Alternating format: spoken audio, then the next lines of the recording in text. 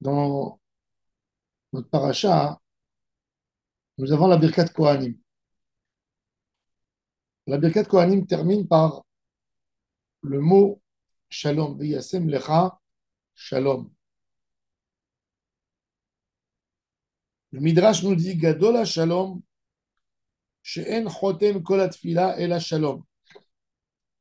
Le mot Shalom est tellement important que le dernier mot dans la tefila, c'est Shalom. Ou c'est Shalom bimromav. Le Shalom est tellement important que la Birkat Kohanim termine par le mot Shalom. Le Kaddish, le Shalom est tellement important qu'on termine le Kaddish en faisant Ose Shalom bimromav.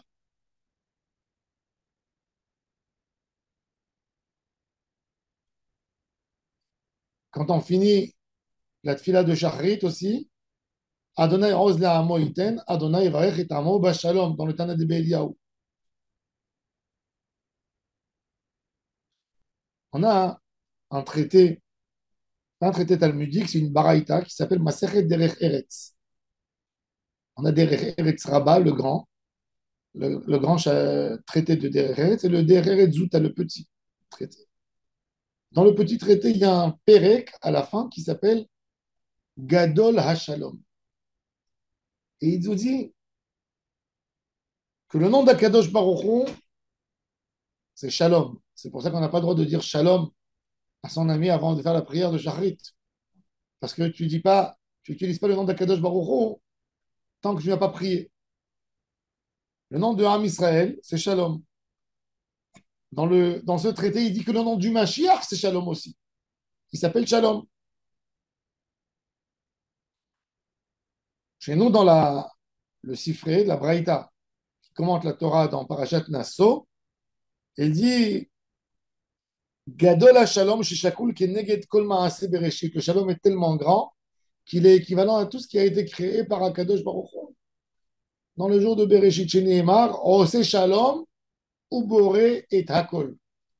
Le Shalom est équivalent à Hakol, à tout. Akadosh Baruch Hu, quand il a donné la Torah à Am Israël, quel bracha il nous a donné? Adonai Oz Le'amo Yiten. Oz, c'est la Torah. En Oz, c'est la Torah, c'est la force. Adonai Yevarech et Amo, avec quoi? Shalom. Pourquoi le Shalom est tellement important? Pourquoi le Shalom est tellement important? Le Maguide de Koujnitz, Rabbi Israël de Koujnitz, dans son livre Avodat Israël, Parashat Noach, il donne une explication extraordinaire. Vous savez, dans la Kabbalah, comme même dans la philosophie, on sait que le monde, tout ce qu'il y a dans le monde est composé de quatre bases. Esh, Ruach, Maïm, Afar. Le feu, le vent, l'eau et la terre. Ces quatre éléments se trouvent dans n'importe quelle chose que nous avons. Si on regarde, ces quatre éléments sont des opposants à 100% un pour l'autre. Est-ce qu'il y a un plus grand opposé que l'eau au feu ou le feu à l'eau ou la terre au vent, le vent à la terre? Le vent fait bouger la terre, fait des tempêtes ou fait des vents qui amènent avec eux le sable. Et le sable veut se poser contre le vent. Donc, en réalité, ils sont tous dans leur nature opposants un à l'autre. Qu'est-ce qu'il fait à Kadosh Baruch Hu? Il donne une force de shalom qui va essayer de les unir et de composer avec eux n'importe quel élément. C'est-à-dire que l'élément qui attrape, l'élément principal qui fait tenir dans le corps humain l'eau avec le feu, la terre avec l'eau, la terre avec le feu, les trois avec le vent, c'est quoi? C'est le shalom. Le shalom fait attacher tous ces quatre éléments un à l'autre. C'est-à-dire que le shalom, c'est pas un... C'est bien d'avoir le shalom, c'est bien de pardonner, c'est bien de se taire.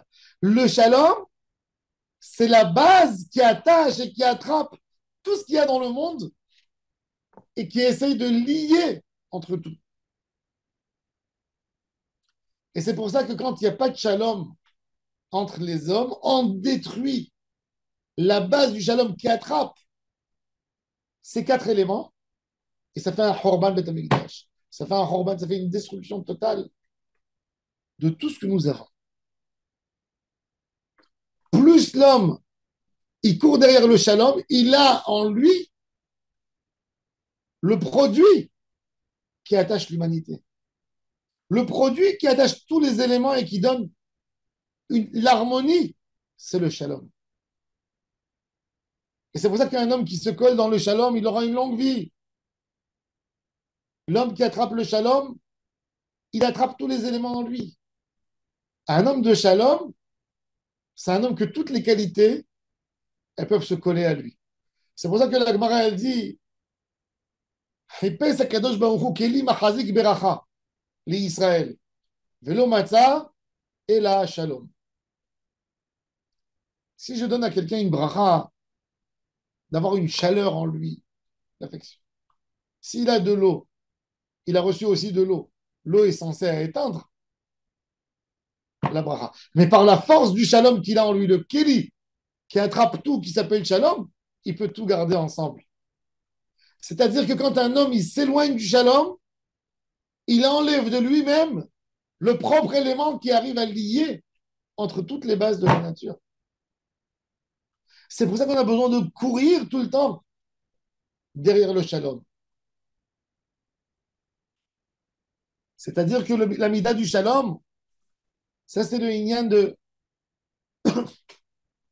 les éléments. Et c'est pour ça qu'on dit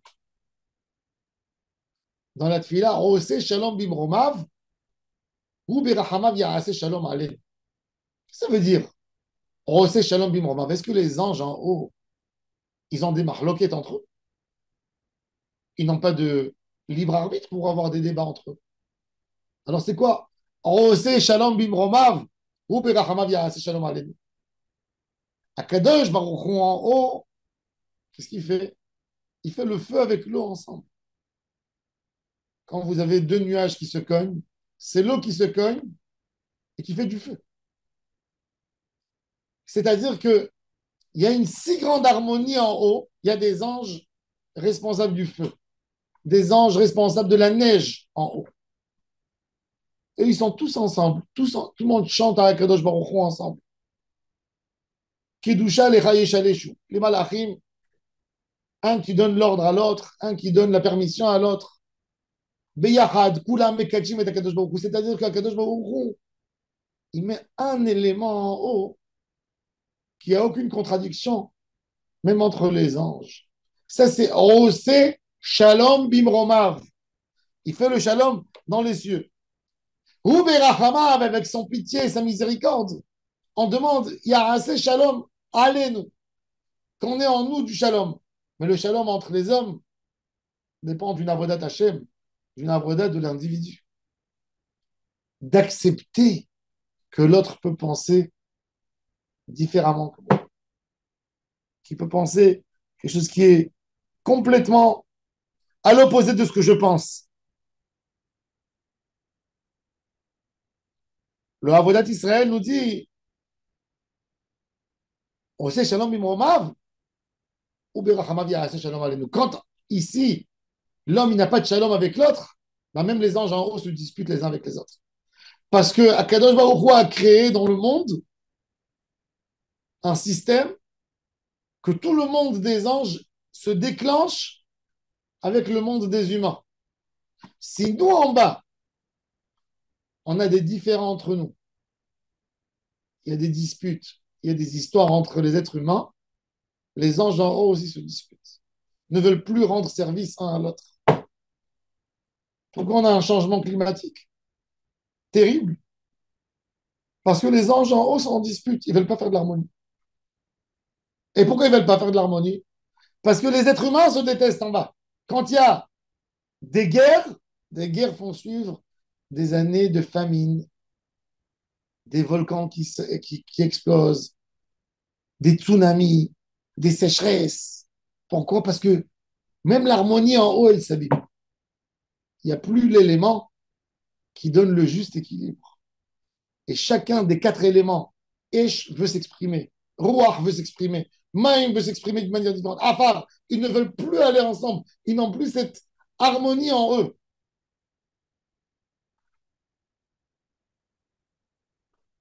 Et c'est pour ça que la Torah, elle s'appelle Shalom. Vaïchan Sham Israël qui est Negedahar. On ne pouvait pas recevoir la Torah, Matan Torah, s'il n'y avait pas l'élément du Shalom entre eux. La grandeur de la Torah, c'est qu'elle donne l'harmonie à tout. Regardez dans la Gemara, c'est quoi la force de la Gemara? La Gemara, elle te dit une contradiction entre deux Tanaïm. Un Tana a dit telle parole. On lui dit, comment tu as dit ça? Ça veut dire que tu t'opposes à l'autre. La Gemara a dit, Lokashia, c'est pas une question. Celui-là, il parle de ce cas précis. Et l'autre, il parle d'un cas, mais qui ne ressemble pas dans le détail à 100%. Tout ça pour ne pas faire une contradiction entre deux personnes. C'est-à-dire que la Torah, elle nous enseigne, toute la chorma de la Torah, c'est nous enseigner le shalom. C'est nous enseigner comment tu peux vivre avec l'autre sans avoir une contradiction. Ça, c'est toute l'idée du Talmud. Tout le pile-poule de la Gemara, c'est que ça. Faire le shalom, dire que ça peut s'arranger.